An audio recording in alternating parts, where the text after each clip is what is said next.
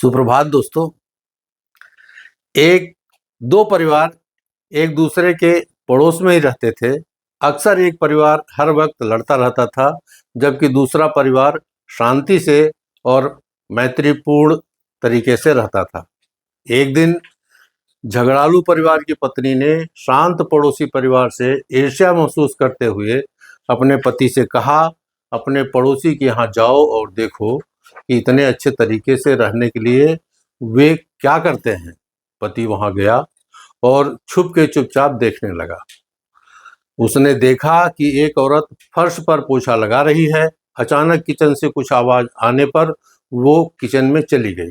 तभी उसका पति एक रूम की तरफ भागा। शायद कोई काम याद आ गया था। उसका ध्यान नहीं रहने के कारण फर्श पर रखी बाल्टी से ठोकर लगने के कारण बाल्टी का सारा पानी फर्श पर फैल गया। उसकी पत्नी किचन से वापस आई और अपने पति से बोली, माफ करना जी, यह मेरी गलती थी कि मैंने रास्ते से बाल्टी को नहीं हटाया। पति ने जवाब दिया, अरे नहीं, आप क्यों माफी मांगती हो, जबकि गलती मेरी थी क्योंकि मैंने इस पर ध्यान नहीं दिया था। दोनों ने एक दूसरे की ओर देखा और मुस्कुराने लगे।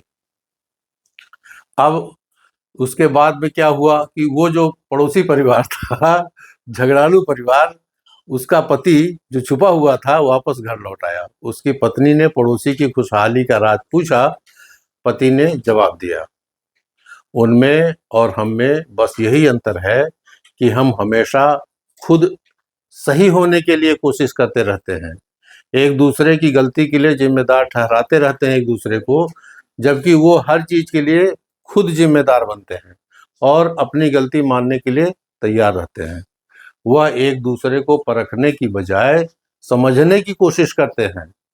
मेरे दोस्तों, एक खुशहाल और शांतिपूर्ण रिलेशन के लिए जरूरी है कि हम अपने अहंकार को साइड में रखें और अपने स्वयं के हिस्से के लिए व्यक्तिगत जिम्मेदारी को ध्यान में रखें। एक दूसरे को दोषी ठहराने से दोनों का नुकसान होता है और अपने रिश्ते भी खराब हो जाते हैं। परिवार में दूसरे की जीत भी अपनी जीत होती है और अगर हम बहस करके दूसरे सदस्य को नीचा दिखा दें, ये उसकी हार नहीं बल्कि अपनी हार है। इसलिए परिवार को तोड़ना नहीं, जोड़ना सीखें।